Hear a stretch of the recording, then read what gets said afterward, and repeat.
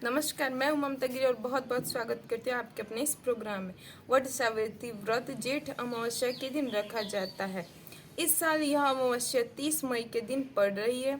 इस दिन सोमवार भी। यह अमावस्या इस साल की आखिरी सोमवती अमावस्या है। ऐसे में इस दिन बरगद के पेड़ की पूजा कर वट सावित्री व्रत की कथा सुनी जाती है। वट सावित्री व्रत की कथा। राजश्री अशोपति की संतान थी जिसका नाम था सावित्री। सावित्री का विवाह अशोपति के पुत्र सत्यवान से हुआ था।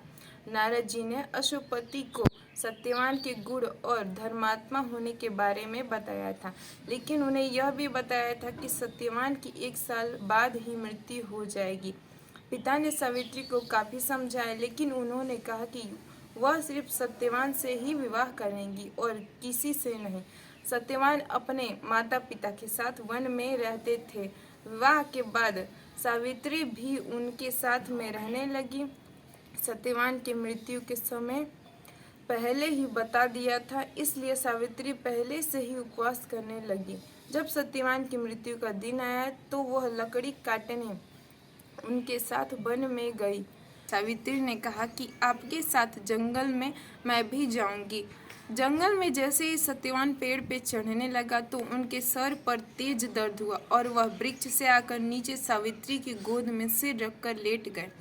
कुछ समय बाद सावित्री ने देखा कि यमराज के दूत सत्यवान को लेने आए हैं।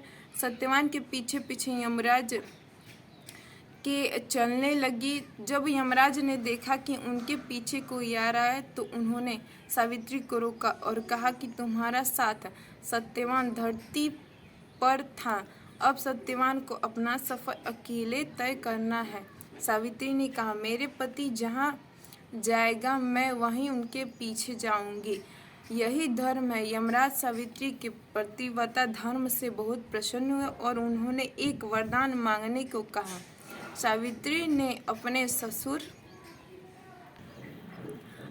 सास ससुर की आंखों की रोशनी मांगी।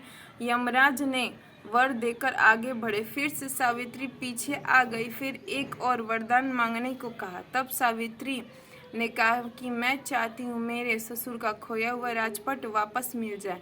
यह वरदान देकर यमराज आगे बढ़ गए। इसके बाद फिर वे सावित्री पीछे चल पड़ी। तब यमराज ने सावित्री को एक और वर मांगने के लिए कहा। तब उन्होंने कहा कि मुझे सत्यवान के 100 पुत्रों का वर दे। यमराज ने सावित्री को एक और वर के दे सत्यवान के प्राण लौटा दिए। सावित्री लौटकर वृक्ष के पास आई और देखा कि सत्यवान जीवित हो गए हैं। ऐसे में इस दिन पति की लंबी आयु, सुख, शांति, वैभव, यश, ऐश्वर्य के लिए यह व्रत रखना चाहिए।